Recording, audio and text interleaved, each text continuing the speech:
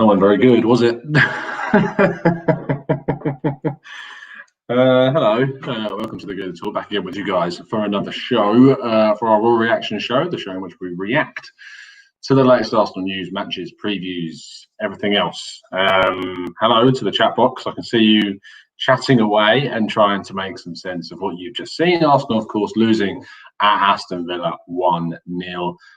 Congratulations to them. This win is massive for them and will arguably see them stay in the Premier League if we can help them on a last day now with nothing to play for, because Europa League is also gone. Arsenal are now condemned to mid-table no matter what this season with that loss. We needed to win to have a chance, and it's the way it goes. Sheffield United lose, give you the opportunity, and we don't take it. We're going to run through the reasons why. We're going to run through some of your comments as well as to why you think it is. For a minute, I thought that picture was slanted, but it's not. It's just me, isn't it? It's me not putting my camera in the right place. But yeah, it's annoying. I'm not angry. I wasn't like punching the sofa or anything like that. I was just really disappointed with the performance. And I tweeted out after the game saying, for me, this is on Arteta, I think. And you have to hold your hands up sometimes, just like how I've been preaching for weeks, saying that when Arteta does things well, you need to turn around and praise him and not stick to your agendas. When things go wrong and when he's in the wrong, I think that's also when you need to put the blame on him as well in certain areas. But we'll do that in due course. But first of all, I want to get some of your reaction to the game as well. Avon says the guys coming in to give others a rest tonight weren't great. Torreira had to be taken off at half time, 100%. We're going to talk about Torreira in just a second. Goose 1066 says, you knew that was coming. Good old Arsenal. We're proud to sing that name. Whilst we sing this song, we'll bottle it again. As I talked about in the last show, Arsenal, if you're a fan of them, give you every single emotion possible under the sun, and we certainly got that. Carl, another one of our members, says, well, we lost this game the same way we won our previous two, with no creative spark. Yorkshire Gunner says, I agree, Eddie and Willock don't have what it takes, and that's in response to Mark's comment about I just don't think Nketiah and Willock are good enough. Zamir, who was constantly tweeting me throughout the game, keeping me entertained, says, chalk this one up to Arteta experimenting, to be honest, but hashtag same old Arsenal. It'd take time before the bad habits die, but let's stay positive. We're on the right track. Another game shows us who needs to be sold. Philip says, yet again, lack of creativity comes back to bite us. Well done, Arsenal. You've shown your true level. Omar says, WTF was that performance. Kitchener says, yeah, we got our Arsenal back. Owen says, probably a fair result, to be honest. Very bland game, good way to describe it. Probably an adrenaline dump after last week. Thankfully, we have another game before the final to put things right. Obviously, these games are designed for other players to get opportunities to show Arteta why they should be playing. We're going to look at the individual performances first, and then we'll go into Arteta. So we started off with a front three of Aubameyang, Lacazette, and Nketiah. Now, I don't know why we were playing with that front three. Three players that are notably out-and-out strikers, not known too much for their creativity as their main go-to. And Arsenal are notable side. So to remove any semblance of creativity from the wide areas in a forward-thinking place, I found really, really bizarre. I know that Saka was playing on the left as well, which obviously usually is quite good. But we just didn't, in the first half, we just didn't create anything. And Bola, I agree with you, mate. Where was Nelson? I don't know why. If you're not going to play Pepe, don't play Nketiah. Don't weaken our creative force by playing both Laka and Nketiah. Play Nelson or play Pepe. Why play both Lacazette and Aubameyang if you're going to play Nketiah in that role? To me, it made no sense. Yoni Max says Nelson had a slight groin issue as the reason why he wasn't there. And even in that case, I don't know why he's not gone with Saka a wing position further up and not put Tierney at left wing back to play this game. I really don't know why we've not gone with a more creative front line. It's a real sort of head scratcher as to why he decided to do that. I get why he wanted to play with Torreira and Ceballos, because in a way you want to give Xhaka a rest because he's played so many games. But my God, how many times is it that we lose a game in which Xhaka does not start?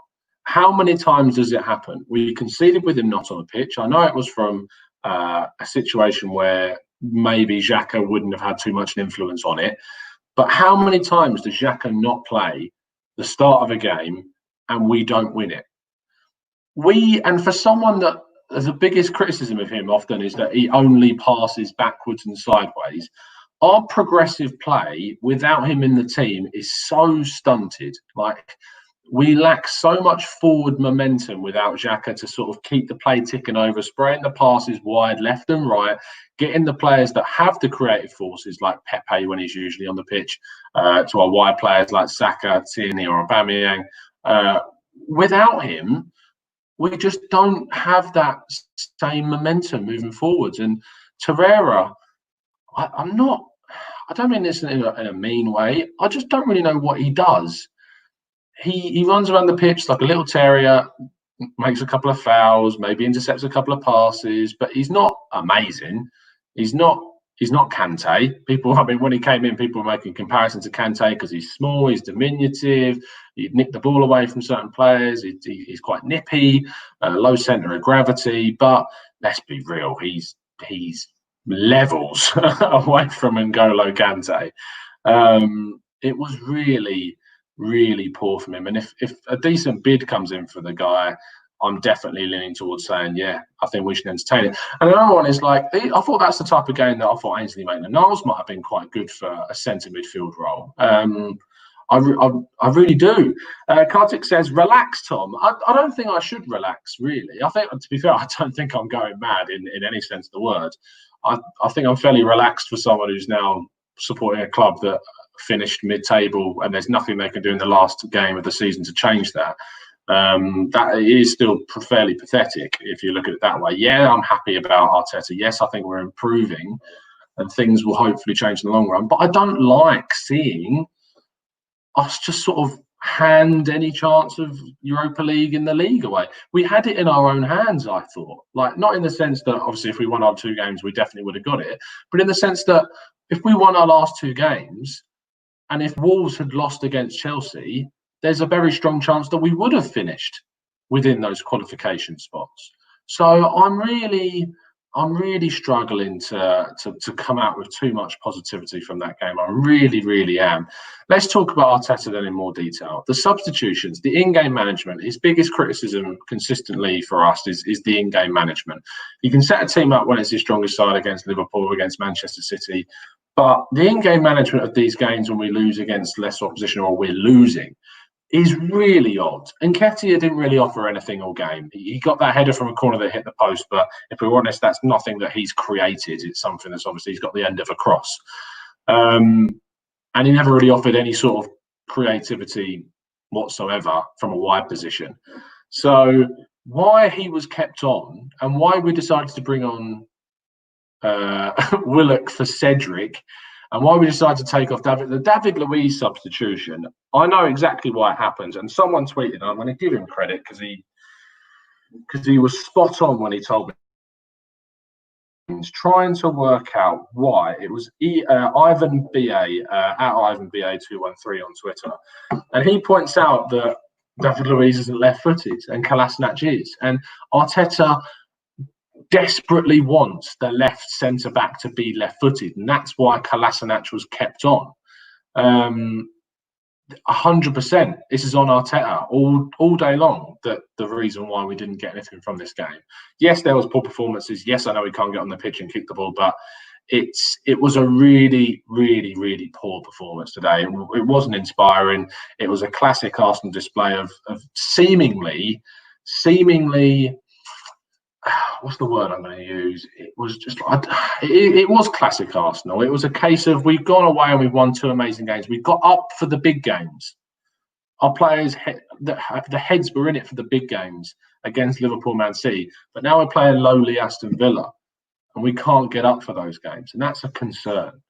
And Masterson says there, the culture at this club needs a hell of a lot of work off season and beyond. The owner needs to play his part, and I agree in the sense that the work that needs to be put in is a huge concern, because if you can't get up for one of these games across the whole season, that tells you why we're in the position that we are. If you can only get up for the big games to try and perform in, and bear in mind that we usually don't perform very well in the big games. But if you can only get up for those ones, and when it comes down to playing in a game where, you've got to the FA Cup final, great. But we've still got 2 games in the league left, which give us an opportunity to get into the Europa League. So why you're not getting up for this game either, it makes no sense. It really doesn't. And I hope, and obviously I'm really happy in the sense that I'm glad this has happened now and not in the cup final. But this does have permutations for the cup final. If we look ahead to that game, we're playing a Chelsea side that will have seen this and realise that if they don't go all out on us like Manchester City did, they've got a chance to gradually break us down and gradually hit us on the counter when we get caught out. Because in that game today, you saw towards the end of the game, Grealish have an absolute field day getting in behind our defence when we were caught out, because we pushed so far up trying to create some, because we lack numbers in the midfield, that all Chelsea will need to do in the FA Cup final is think, right, we don't need to press them non-stop all game, because if we do that, they're going to hit us on the break, and that's the only time where we genuinely look really dangerous is on the counter. And we weren't able to do that today because we had most of the possession. Arsenal are not effective as a team when they have most possession in games. That is as simple as that. Defensively, we can be really solid when we're under the cosh and we've got the right unit at the back, and then we can hit on the counter. And I feel like Chelsea will see that and will try and use it. If Lampard is a good coach, which I think that he is, and he recognises that if you press Arsenal for the whole game, they can hurt you on the counter and they can defend really well, then they will comfortably win that final. And this should be a reality check for these players. And I really, genuinely hope it is. Let's go into some more of your in the chat box. Avon says, can I just say the Cedric 4-year contract is looking like a poor decision? Why I hesitate to say that now is because obviously we were going mad about Cedric in the first 2 games. He came on, he scored, he looked really good in the second performance, and we were like, yeah, actually, this makes loads of sense. Maybe I was wrong about Cedric. And now he's had a bad performance, and we're saying, oh, well, maybe that was a bit of an error. We're so reactionary as Arsenal fans sometimes that I think we need to take the long view. And he's still coming into the side. He's still coming back off an injury. He's going to have bad performances. Yes, he wasn't great today, but I'm not going to make a judgment on him purely on performance that I've seen today. We'll see what he's like over the next game against Watford if he plays, but I don't think he will because it'll be Bellerin. But yeah, it wasn't amazing. It really wasn't. Rich says, Luiz cannot play in a back 4. We went to a back 4 at the back rather than 5 to create some more firepower up front. Yeah, but the thing is that Luiz can play in a back 4 when we're not under the cosh. Luiz can play in a back 4 when he's not going to be defending loads, which he wouldn't have been because we were the team in possession. We were the team going for it. And that's why Luiz should have been kept in. Kolasinac wasn't offering anything. David Luiz actually offers you something in terms of distribution from the back. I know that he can't play in the back 4 from the start right now, but during that point in the game, it wasn't right to take him off. And it was a reliance on having a left-footed centre-back in the team. That's what it was. And Kolasinac is just so poor. And he needs to be moved on in the summer. He really does. The Tonecrafter says, relax, guys. Love to see how you play when you play as many games as these guys have. I get that, but it's about taking responsibility, mate. It's about looking at things and being fair. You can't one game sit after the Man City game saying, yes, this was amazing. We're going to win this, win that. And then we lose against Villa. It's not about saying relax. It's about trying to identify what needs to change. And I think that we're doing that on the show relatively calmly. We did get a new member, Tiger T. I swear, Tiger T, you're already a member. Something's gone wrong there. But thank you so much, Tiger T, for signing up. Members, you will be getting expert members, that is. Of course, if the different scales of members, if you want to look, click the link in the description if you'd like to help support the channel. We've got some amazing stuff coming out over the next few weeks or so. Very, very excited. Expert members every month get the opportunity to come to the channel, and they get an interview exclusively just for them with a expert journalist or ex-pro. We've talked to Kevin Campbell, we've talked to Alan Smith in the past as well, and of course this month we're going to be talking to the journalist who is the chief reporter at Get French Football News and that whole sort of sphere of companies, and he's also the main guy who's doing the Modern Footballer magazine. So we're going to have a chat to him about William Saliba. We're going to look into a lot of French Liga players that could be making moves to the Arsenal and looking at the inside track on that and getting some exclusive cuts from him. So that's going to be really interesting, and finishing on looking at obviously the really young guys in France and having actually a look into why Liga finished so soon. So if you want to get some exclusive content and of course stand out in a live chat box, then make sure you sign up. We've had a super chat from Aravind, so let's call that one out. To be honest, we needed this loss so that we are focused on the final. That's the positive that you take, isn't it? That's the one that you look at and say that this is a reality check. We needed to lose this game now before we lose one in the final. But the thing is, what's frustrating is it drops the momentum, it drops the morale, it drops the mentality, and we know how fragile these players' heads are. And for me, is it worth losing it now? There's a chance to say yes, because then we got our heads screwed on for the next game. We have to win against Watford. It means nothing in terms of competition. It means nothing in terms of the league. But we need to play the team that is going to play against Man City to get their heads on, to get them right and get them ready and playing in a game before the cup final. And there is no argument about that for me. You have to play the team in the cup final. To me, you have to play exactly the same squad that you played against Chelsea now. I want to see a solid backline. I want to see creativity. I want to allow Chelsea to press onto us as much as possible and hit them on the break, because that is the only way that we are creative at the moment, is playing on the counter-attack.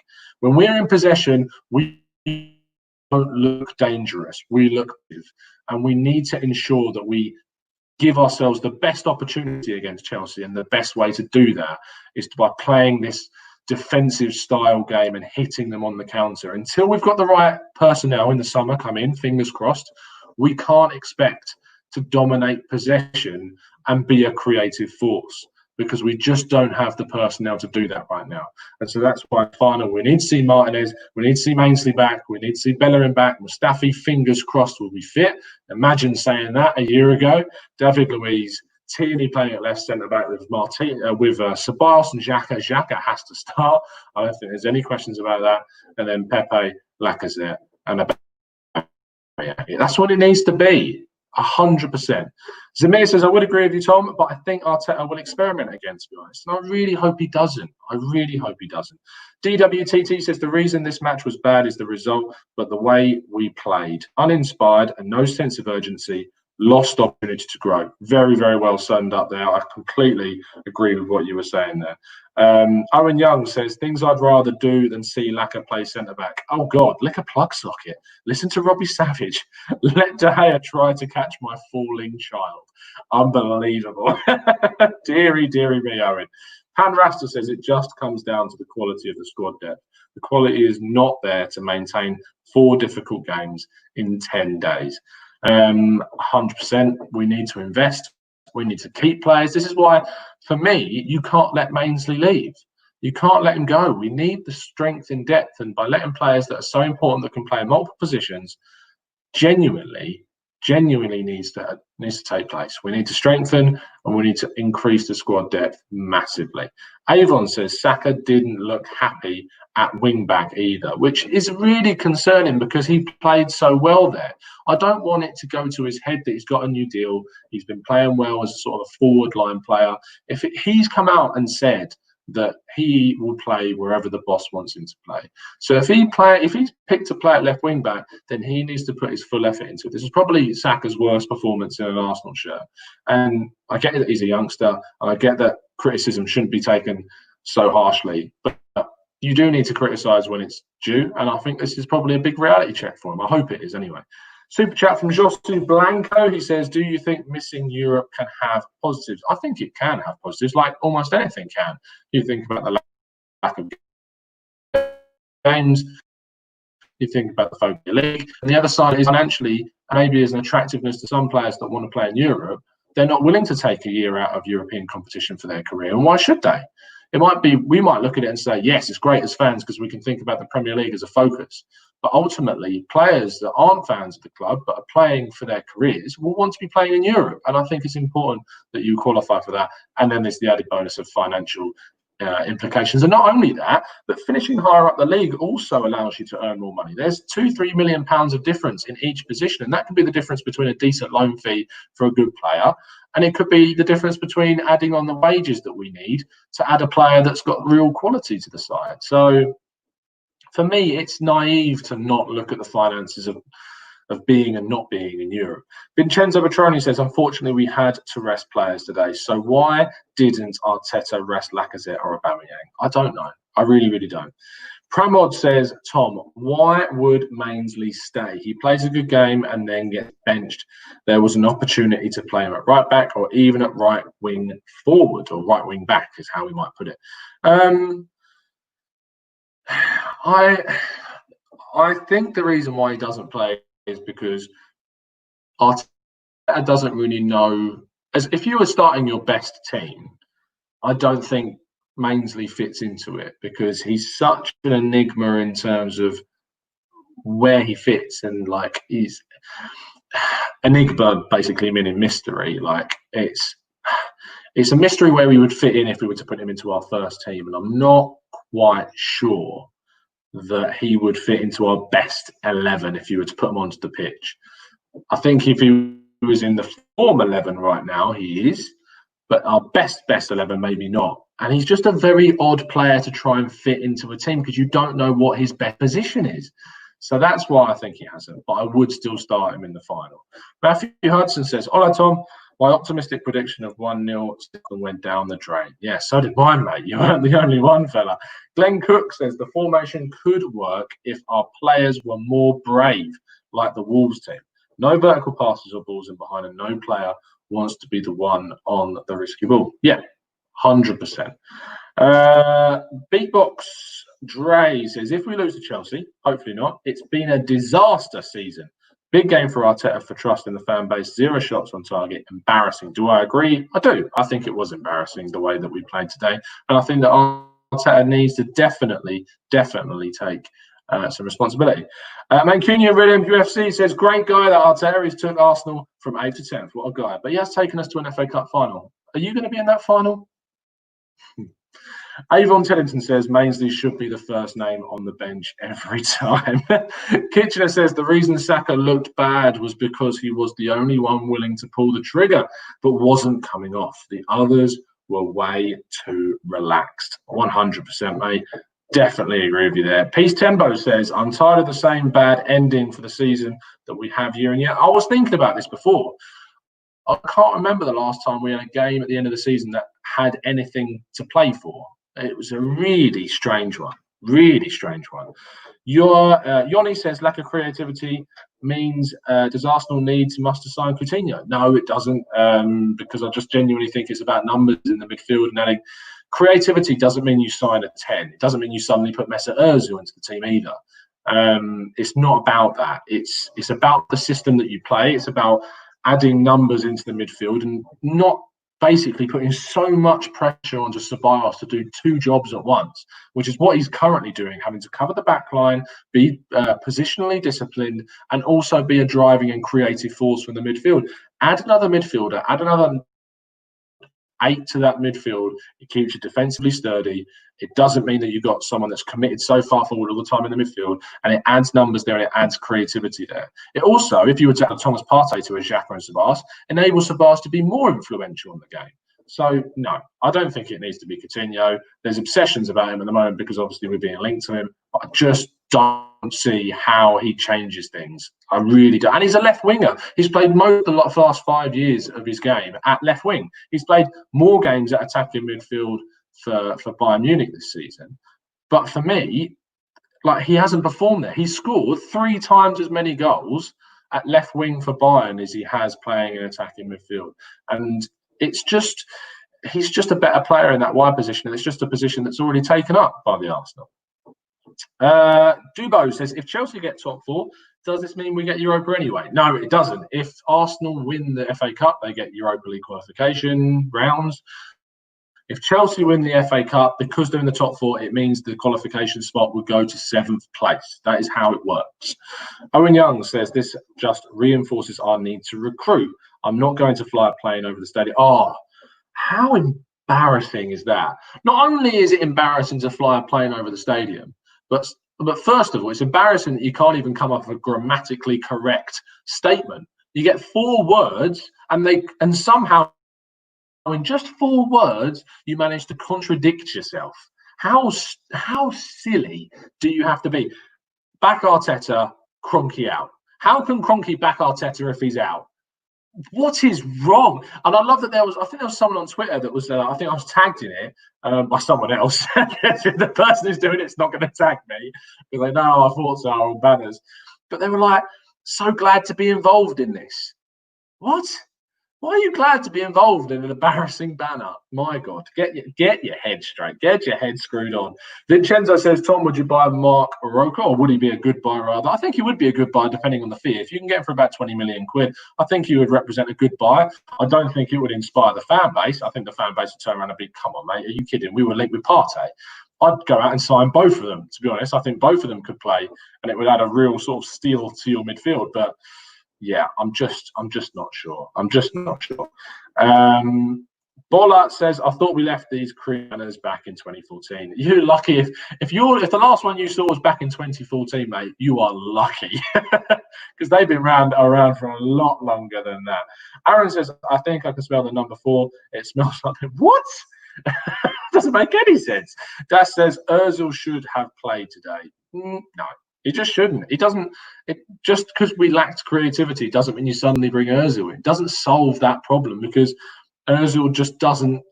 It doesn't add anything extra. What you gain in creativity from him, you lose in so many other areas of the pitch, and he doesn't want to conform to what Arteta wants him to do. So no, he shouldn't have played. Avon says our only way to get Europe is by winning the FA Cup, and that's why we are exposed to Chelsea, just like in Baku. 100%. It's the same scenario again, just not Champions League this time around. The only way we get into Europe is by beating Chelsea in a final, and you know they're going to be able to love not allowing us to do that. It's as simple as that. Owen Young says, realistic window. Danny stays, Partey in, Sarri in, and Alba extension. What are your thoughts? Is it realistic? It is realistic because it's completely doable. Is it realistic because it will happen? I'm not sure we'll bring in Sarr. I think we might get Danny. I'm becoming less certain every day that Partey's coming. So I'm not sure how realistic that is anymore. I realise I've been going for 28 minutes now, so we're going to wrap things up. Tomorrow there will be a podcast at 8:30, so make sure you tune in for that. There's loads of exciting stuff coming out on the channel. As I mentioned, expert members, you'll be getting your content at the end of the week. We're going to be talking to Adam White, who is the main guy at Get French Football News. So I'm really looking forward to having a chat with him. Keep your head up. I know it's really crap that we lost, but ultimately we've still got a massive game at the end of the season to look forward to. Hopefully we see a better team play against Watford. I don't want any excuses that the game means nothing in terms of competitiveness. It's important that we pick up a win before the final. Enjoy the rest of your evening, afternoon, morning, day, whatever it is, or whatever time zone you're in. It's been a real pleasure. Please don't let the loss knock your chance of giving the channel a like. We really genuinely appreciate the support and hope you do like the video.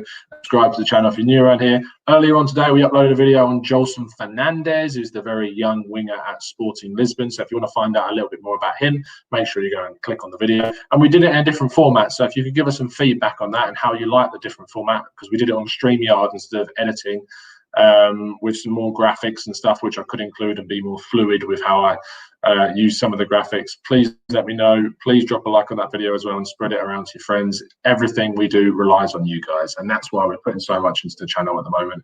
And we hope you genuinely appreciate it. As I say, keep your chin up. It's going to be a long week. They're going to long like 10 days to the cup final now. But yeah, we'll see how it goes. And as always, up the arse.